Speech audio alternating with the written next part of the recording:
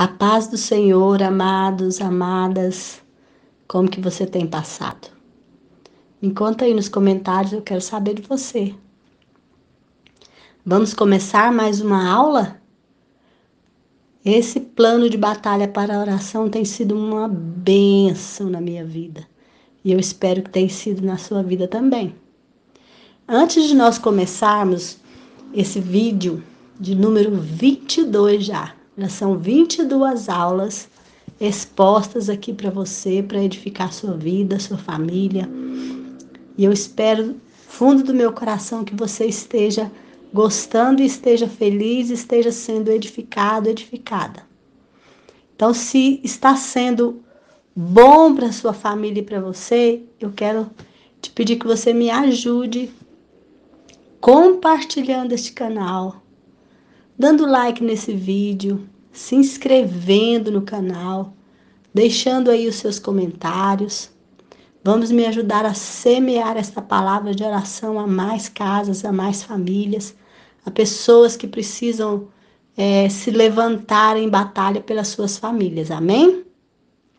Então, hoje, nós continuamos nessa parte de condicionamento. Nós já estamos quase terminando o condicionamento. E o nosso vídeo de hoje tem o título de Seu Coração, Obediência versus Rebelião. Já é o 22º vídeo e nós estamos no capítulo 18. Então, eu já vou passar para a leitura. Então, para você que está chegando agora, como que funciona essas aulinhas? Nós estamos estudando o livro O Plano de Batalha para a Oração, dos irmãos Kendrick. Maravilhoso. Eu leio o capítulo, depois eu ministro aquilo que o Senhor coloca no meu coração. Deixo um exercício proposto para vocês no final. E terminando a aulinha, a gente faz a oração que está aqui no capítulo do livro, tá bom? Então, se você não tem o livro, não precisa se preocupar em comprar o livro. Se você pode comprar, ótimo, mas se você não tem condição de comprar o livro, não se preocupe, porque eu já faço a leitura integral do capítulo aqui, tá bom? Vamos passar agora já para a leitura. Capítulo 18, Seu Coração, Obediência versus Rebelião. Assim, aproximemo-nos de Deus com um coração sincero e com plena convicção de fé, tendo os corações aspergidos para nos purificar de uma consciência culpada. Hebreus 10, 22. Imagine você dizendo aos seus filhos para arrumarem os seus quartos bagunçados. 2 horas mais tarde, você entra no quarto e os vê de mãos dadas em um círculo, sentados no chão, orando a Deus para lhes revelar a sua vontade sobre começarem aquela limpeza ou não. Você os ouve pedindo a Deus o espírito de limpeza e que os equipe com tudo o que é necessário para organizar o quarto. A oração é sublime, mas não há submissão. O que existe é uma rebelião inserida na intercessão. Como você reagiria a isso? Você provavelmente lhes diria para parar com a encenação e se ocuparem fazendo o que você já havia ordenado que eles fizessem. Orar mais não era o que eles precisavam fazer naquele momento. O que eles precisavam era obedecer mais. Mas é assim que muitas pessoas tratam a oração. Elas se escondem atrás de uma vida de oração. Elas esperam que a oração compense pela desobediência em outras áreas que são muito mais difíceis e mais trabalhosas de fazer do que simplesmente orar. Deus está sempre lhes dizendo para fazer coisas, mas elas continuam orando sobre essas coisas. Mas nunca de fato tomam a atitude de realizar essas coisas. Um estilo de vida de obediência, embora não seja uma condição para a obtenção da salvação, é uma chave importante para se obter respostas na oração. Se você tem um filho que ouve e obedece, e outro que o ignora e age rebeldemente, A qual deles você estaria provavelmente mais disposto a agradar? Por que alguém chamaria Jesus Senhor, Senhor, se não tiver a intenção de cumprir o que ele diz? Está lá em Lucas 6,46. A lógica não poderia ser mais clara. E Jesus não poderia ter dito isso de modo mais claro. Se vocês me amam, obedecerão aos meus mandamentos. João 14,15. Nós não estamos dizendo que somos capazes de fazer as coisas sempre da maneira mais perfeita, mas que argumentamos sempre contra a sua declaração. Não segui-lo com fé e submissão e alegar ser um seguidor fiel é o mesmo que dizer que o nosso amor por ele não é tão sincero assim. Assim, não é que Deus esteja nos dizendo para não orarmos. Porém, orações geradas por um coração rebelde são contraditórias. É por isso que a Bíblia revela em mais de uma ocasião que é melhor não orarmos nessas condições. Quando Josué, por exemplo, estava tentando entender a humilhante derrota de Israel na pequena cidade de Ai, especialmente após a sua vitória empolgante na cidade de Jericó, que era muito mais fortificada, Deus lhe disse: levante-se, por que você está aí prostrado? Israel pecou, violaram a aliança que eu lhe ordenei. Eles se apossaram de coisas consagradas, roubaram-nas, esconderam-nas e as colocaram junto de seus bens. Josué 7, 10 e 11. O melhor plano de ação, segundo ele, era sair para encontrar a fonte do problema, removê-la do acampamento e, em seguida, o relacionamento seria reestabelecido. Então, pare de orar e comece a limpar a casa. Deus instruiu a vários dos profetas que parassem de orar por uma geração rebelde de Israel. Não ore por este povo, nem faça súplicas ou pedidos em favor dele, nem interceda por ele junto a mim, pois eu não o ouvirei. Não vê o que estão fazendo na cidade de Judá e nas ruas de Jerusalém? Jeremias 7, 16 e 17.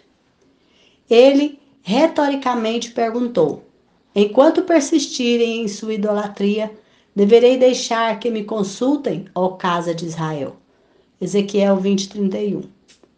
Se vocês estiverem dispostos a obedecer, comerão os melhores frutos desta terra. Mas se resistirem e se rebelarem, serão devorados pela espada. Isaías 1, 19 e 20. A obediência é importante, não de uma forma legalista, não como uma forma de orgulho ou de comparação com outros, mas a vida como um seguidor de Cristo nunca foi concebida como uma tentativa casual de fazer o mínimo necessário, apenas o suficiente para se desenvolver, apenas o suficiente para se sentir bem indo à igreja no domingo de manhã. Uma pessoa que está verdadeiramente em Cristo move-se constantemente em uma direção de maior obediência a Ele. Todo aquele que nele tem esta esperança purifica a si mesmo, assim como ele é puro. Aquele que pratica a justiça é justo, assim como ele é justo. 1 João 3, 3, 7. A oração oferece-lhe um incentivo contínuo para permanecer em busca disso. Desejar estar perto dele vale a pena. A honra de poder vir a ele, louvá-lo, desfrutar dele e estar em sintonia com ele é uma experiência que nenhum prazer passageiro do pecado poderá jamais fornecer.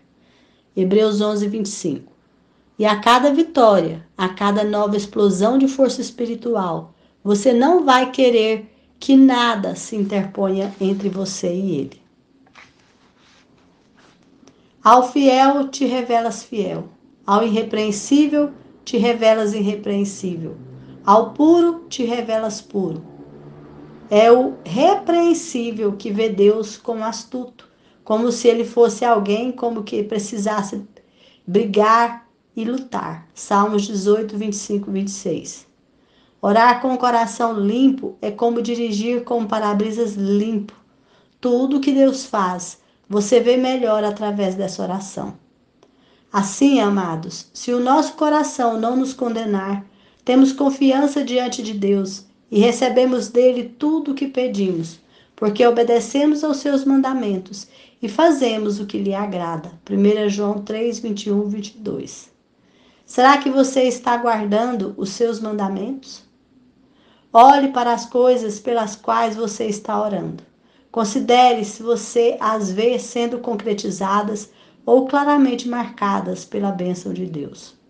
Se isso não é o que está acontecendo, não significa necessariamente que sua vida esteja em desalinho com a palavra de Deus e que você está andando em desobediência e com o coração impuro diante dele. Mas você já pensou sobre verificar o que está acontecendo? Tente identificar qual instância de rebelião ou resistência em sua vida que ele possa estar usando nesse tempo de espera para que você se dê conta e arranque de dentro de você. Como um jardineiro que arranca a erva daninha, você deve se juntar a ele no nível da raiz. Ou será que a coisa pela qual você está orando vem de um coração bem afinado? Mas o que ele quer de você agora não é mais oração. Talvez ele queira mais ação. Suas ordens de serviço estão se acumulando. Será que há alguma coisa que você vem adiando? Quem sabe perdoar alguém em quem você vai evitar pensar? Dificuldades de manter uma promessa que você espera que esteja esquecida. Às vezes, os nossos pedidos de oração estão na prateleira, esperando que nós viajemos através do caminho de colocar a fé em ação. Existe alguma coisa que Deus já lhe disse para fazer, mas que você ainda está resistente para obedecer? Então, por que não começar hoje? Orar e obedecer. Obedecer e orar. Coloque os dois juntos e você terá uma combinação poderosa. Amém? Glórias a Deus. Esse é o capítulo de hoje. E agora eu vou ministrar o que o Senhor colocou no meu coração através da leitura desse capítulo. Vamos lá? A pergunta que fica para nós hoje é a seguinte: você, eu, nós oramos, oramos, oramos e oramos de novo? Ou nós oramos e agimos? Qual tem sido a nossa atitude? A gente se resigna na oração, em orar, orar sem parar, só orar, orar e não agir? Ou, juntamente com a nossa oração, em concordância com a nossa oração, nós praticamos aquilo que a gente acredita, que nós já recebemos através da oração. Porque, afinal, o Senhor fala, ora e creia, e assim como você crer, vai acontecer. A palavra do Senhor é a verdade, não é? Lá em Tiago, no capítulo 2, do versículo 14 ao 17 e o versículo 26 também. Eu peguei assim, pontuei versículos, porque eu achei muito importante como que Tiago fala para nós sobre a oração. Ele diz assim, vamos ver o versículo 14. Meus irmãos, que adianta alguém dizer que tem fé se ela não vier acompanhada de obras? Será que essa fé pode salvá-lo? O versículo 15 diz assim, por exemplo, pode haver irmãos ou irmãs que precisam de roupa e que não têm nada para comer. 16. Se vocês não lhes dão o que eles precisam para viver, não adianta nada dizer que Deus os abençoe, vistam, agasalhem, comam e bebam. 17. Portanto, a fé é assim. Se não vier acompanhada de ações, é coisa morta. Então, se eu oro para que a minha família tenha uma condição melhor, e se eu tenho condição de ajudar e não ajudo, eu fico só na oração, Será que a minha oração, ela está chegando ao céu? Ou será que eu tenho a responsabilidade de ação junto dessa oração? Lá no 26 diz assim: portanto, assim como o corpo sem o espírito está morto, assim também a fé sem ações está morta. Então não adianta eu proclamar com a minha boca e não proclamar com as minhas ações. O que eu falo, o que eu oro, tem que ser concernente com aquilo que eu vivo. Então, se eu oro e não tenho uma vida de obediência ao Senhor, a minha oração é morta. Nós não estamos aprendendo a orar? Então, a chave para a gente obter resposta de oração é um estilo de vida de obediência a Deus. Quando eu tenho um estilo de vida, é o meu estilo, eu obedeço a Deus o tempo todo.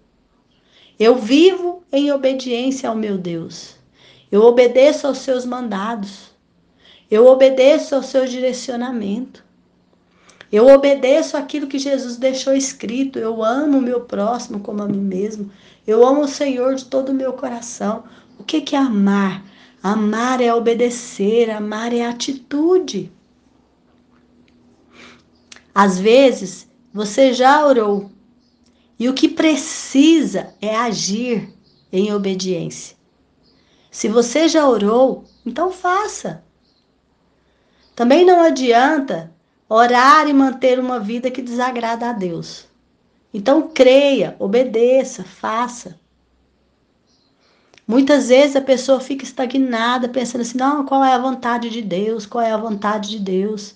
A Bíblia já fala que a vontade dele é boa, perfeita e agradável.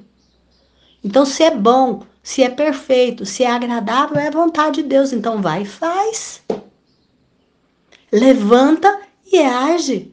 Levanta e comece a limpar a casa. Levanta e comece a colocar as coisas em ordem. Faça alguma coisa. Orações geradas por um coração rebelde são orações contraditórias.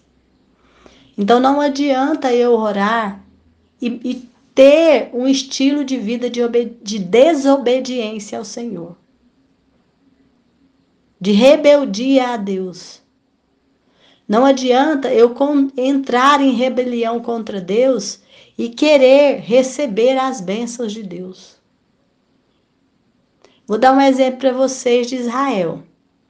Josué estava lá impactado, sem saber o que tinha acontecido, porque ele tinha acabado de passar pela Batalha de Jericó, que era uma cidade imensa, fortificada, que tinha uma muralha gigantesca, e eles tiveram uma super vitória ali, porque eles andaram em obediência ao Senhor. Só que o Senhor falou para Israel, não toque em nada dessa cidade, não pegue nada para vocês. Deus tinha dado uma ordem.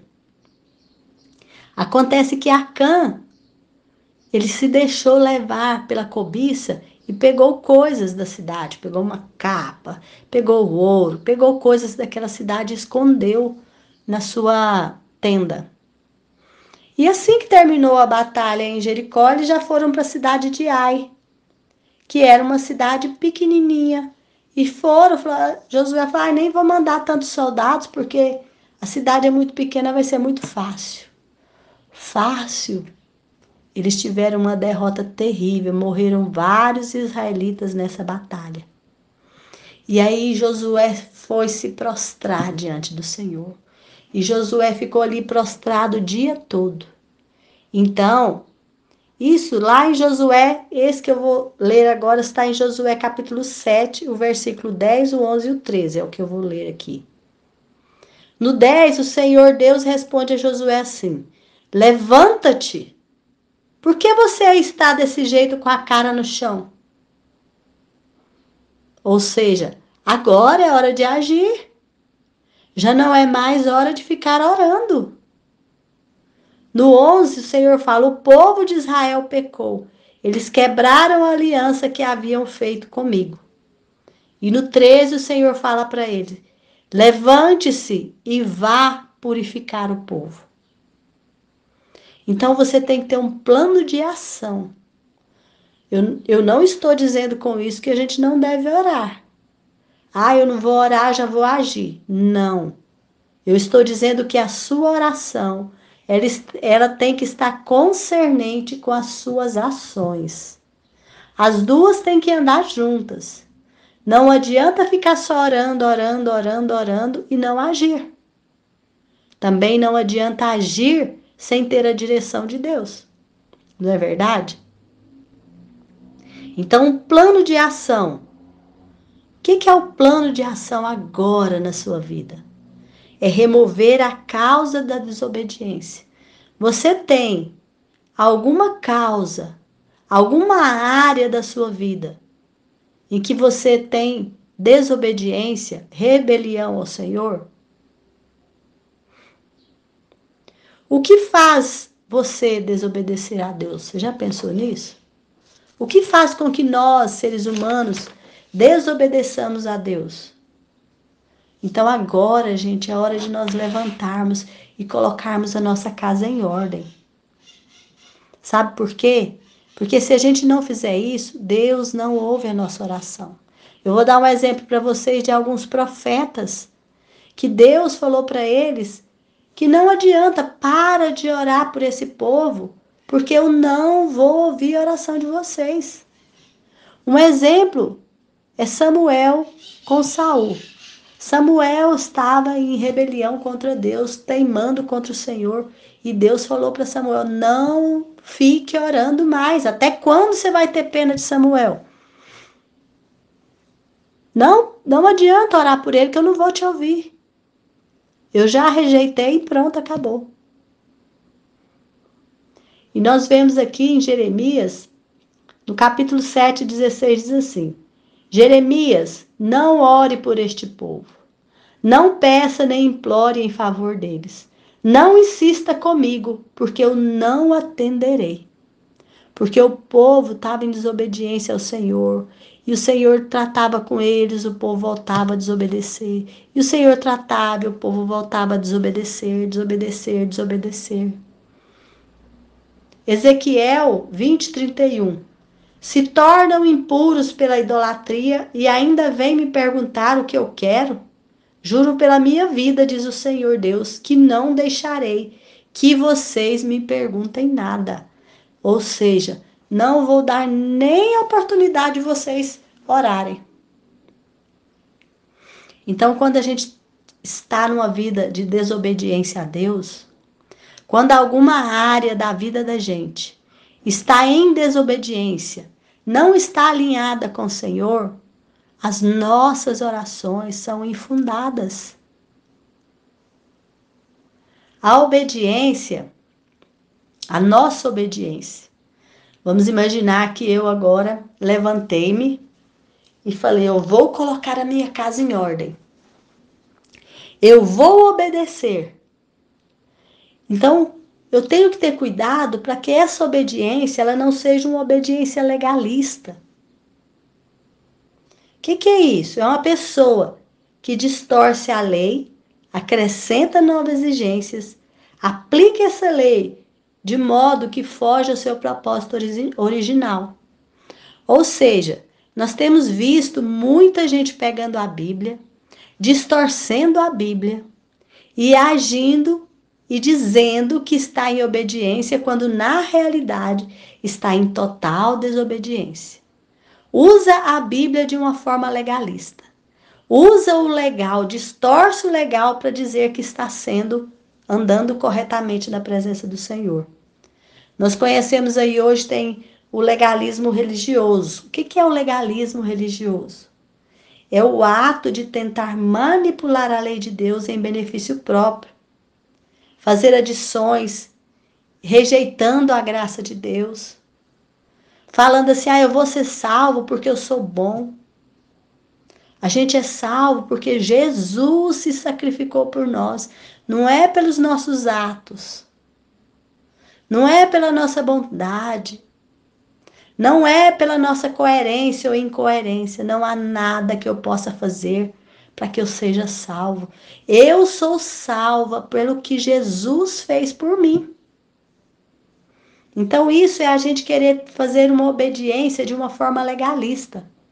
É a gente querer dizer que nós somos salvos, ter no nosso coração que eu sou boazinha, que eu sou bonzinho, que eu tô conquistando a minha salvação pela minha força. Por isso, nós temos que ter este cuidado com a nossa obediência.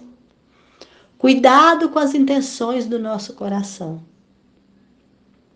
Lembra lá que Jesus, ele mostrou que o legalismo e a hipocrisia, eles estão intimamente ligados. Observa como Jesus falava dos fariseus. Eles batiam no peito como: eu cumpro a lei, perfeita, sou perfeita, eu ando perfeito, quando na realidade eles estavam distorcendo tudo, agindo com uma hipocrisia violenta.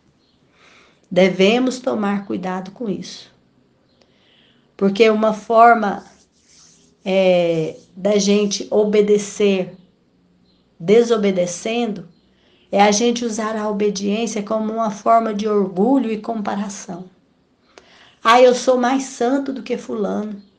Eu sou melhor. Eu oro, eu jejum, eu vou para a igreja todo dia, eu oro toda semana, 2 vezes por semana, eu jejum 2 vezes por semana, eu oro todos os dias, de manhã, de tarde, de noite, eu sou santa, eu sou pura, olha aquele lá, pecador. Então Jesus falou muito sobre isso, cuidado com a hipocrisia, cuidado com o legalismo, né? Então, que a nossa obediência ela não seja uma obediência legalista, uma obediência que nos leva ao orgulho, que nos leva a comparações. Que a nossa obediência seja pura, sincera ao Senhor, porque Deus ele está procurando os adoradores que o adoram em espírito e em verdade. Agora, o que deve alimentar a minha obediência? Eu tenho que ter um estilo, nós já entendemos que para a gente orar, e a nossa oração chegar ao trono da graça e a gente receber as nossas respostas, nós temos que ter um estilo de vida de obediência. Mas que tipo de obediência? É uma obediência alimentada pelo amor de Deus. O que deve alimentar a nossa obediência é o amor de Deus. A gente vê muito em 1 Coríntios 13. Eu posso até dar o meu corpo para ser queimado. Se não for por amor, nada disso vai me adiantar. Então, que a nossa oração, ela possa ser fundamentada no amor.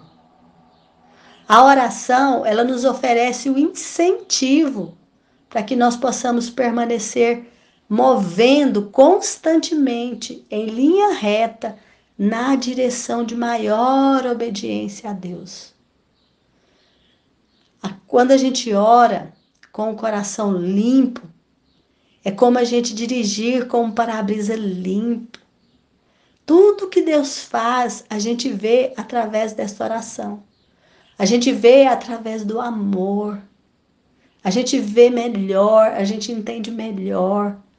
Então, que a nossa oração seja pautada a um estilo de vida obediente a Deus. E que essa obediência seja fundamentada no amor de Deus. Amém? Agora vamos passar aos exercícios. Primeiro exercício.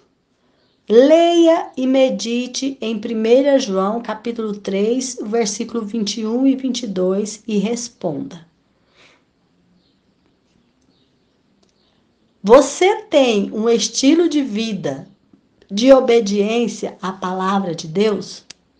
Então você vai ler 1 João 3, 21 e 22, vai refletir, vai estudar esses 2 versículos e vai responder. Você tem um estilo de vida de obediência à palavra de Deus? A outra. Olhe para as coisas pelas quais está orando. Então, pare, reflita na sua lista de oração. A gente tem feito uma lista de oração, meus pedidos de oração. Então, dá uma olhada nesses pedidos de oração. Repare. Você vê esses pedidos de oração sendo concretizados e marcados pelas bênçãos de Deus? Quando você olha os pedidos de oração, você acha que eles estão marcados para serem abençoados, respondidos por Deus? Se não, se a sua resposta for não, você vai verificar o que está acontecendo. Você vai tentar identificar qual a área de resistência em sua vida, para você poder arrancar isso pela raiz. Se a sua resposta é sim, talvez Deus não queira que você ore mais. Talvez já esteja na hora de você tomar decisão, atitude de ação, de agir. Quando Israel foi atravessar o Mar Vermelho e Moisés falou: Senhor, os egípcios estão atrás de nós. Deus falou para Moisés: por que você está falando comigo, Moisés? Eu já te ensinei, vai lá e abre esse mar e passa. Ou seja, Deus talvez já tenha te dado as armas que você precisa para vencer e já é hora de você levantar, arregaçar as mangas e fazer. Imagina? Existe alguma coisa que Deus já lhe disse para fazer, mas que você está resistente em obedecer? Então, comece a obedecer hoje. Orar e obedecer. Obedecer e orar. Coloque os dois juntos e você terá uma combinação poderosa. Oh, glória a Deus, hein? Então vamos fazer a oração final? Pai, peço-te que me perdoe por minha desobediência e rebelião do passado. Coisas que eu nunca realmente confessei ou tive o trabalho de abandonar. Lava-me e torna-me limpo e transforma o meu coração para que eu esteja sempre pronto a obedecer-te. Hoje eu vou obedecer a Jesus Cristo. Eu vou parar de resisti-lo e discutir com ele, escondendo-me atrás da oração. Eu vou obedecer, Senhor. Ajuda-me a obedecer, em nome de Jesus. Amém? E glórias a Deus. Que o Senhor te ajude a obedecer. Que o Senhor te ajude a ter um estilo de vida de obediência e que sua obediência seja fundamentada no amor dele. Em nome de Jesus. Um beijo e até a próxima, se Deus assim o permitir. Fica com Deus.